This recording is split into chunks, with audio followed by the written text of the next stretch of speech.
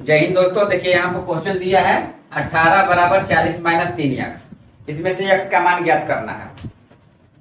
8 class का सवाल है। चलिए हम लोग देखिए इसको कैसे हल करते हैं।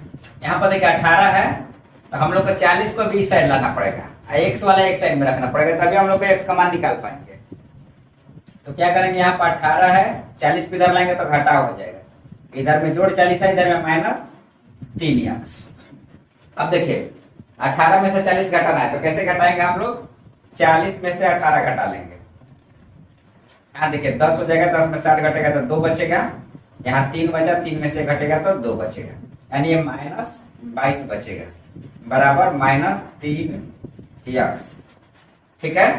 अब देखिए दोनों साइड में माइनस है, यानी x बराबर कितना हो जाएगा, x बराबर होगा माइनस 22 बटा में माइनस में 3, ये कट जाएगा, भाग देने से तो नहीं कटेगा, यानी x बराबर क्या हो जाएगा 22 बटा में 3। ये हो गया इसका राइट आंसर।